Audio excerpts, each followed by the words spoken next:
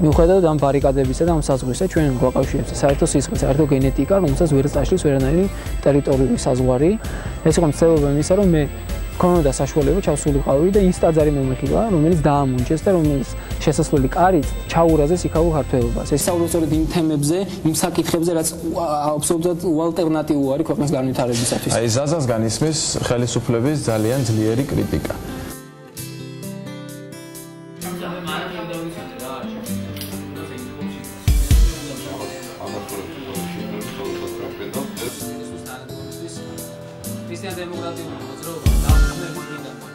მე მჯერა მისი არის ძალიან ჭკვიანი, ძალიან ერუდირებული, განათლებული ახალგაზრდა კაცი. 10-მდე უნივერსიტეტის სტუდენტებმა გადაწყვიტა ჩამოგვეყალიბებინა კლუბი საზოგადოების გამარჯვებისათვის.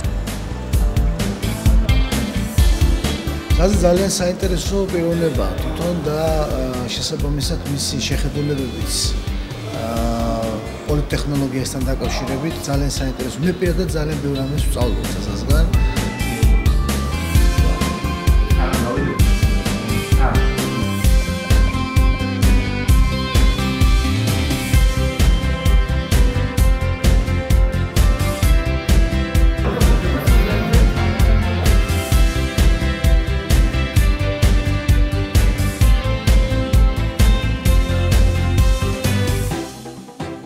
ქრისტიან-დემოკრატებს გვაქვს კონკრეტული პოლიტიკა იმისა, თუ როგორ უნდა მოხდეს რეალურად, ფუნდამენტურად ჯანსაღი ცხოვრების ეს დანერგვა ქართულ ახალგაზრდებში.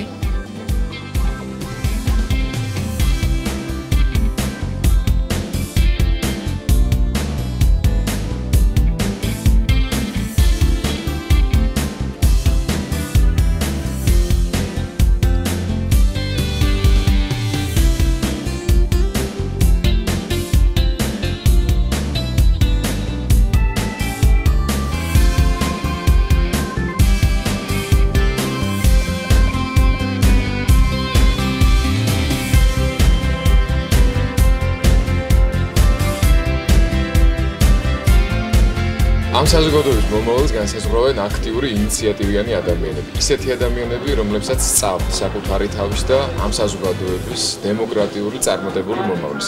ზაზა გაბუნია განასახიერებს სწორედ იმ თაობას, რომელმაც მართლაც უნდა მოიტანოს ახალი სიტყვა, ახალი საქმე თბილისის და საქართველოს სინამდვილეში.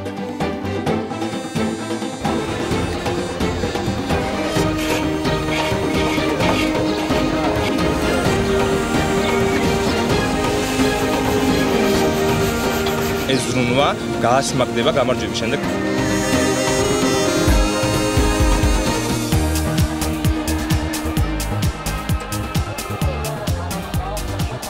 ეს ჩვენი სახელმწიფოსა და დემოკრატიული პროცესისათვის ერთ-ერთი მთავარი გამოწვევა თვითმმართველობის დამკვიდრების საკითხია. ჩემი ზაზა გაბუნიას ამოცანა, რომ თბილისის საკრებულო ვაქციოთ მოქალაქეთა ინტერესების მთავარ ლობისტად, რომლის პოლიტიკის განსაზღვრელი თავად ხალხი გახდება. როგორც ახალი თაობის წარმომადგენლის პირადი ღირსების საკითხია. რომ რაც შეიძლება მეტი ახალგაზრდა გამოსაცოთ უსაფრთხოებას ხელით. ჩემი ამოცანაა დასაქმებული ახალი თაობა, შემოსავლიანი ოჯახები და რაც მთავარია ღირსეული მომავალი ჩვენი საზოგადოების ყველა წევრისთვის.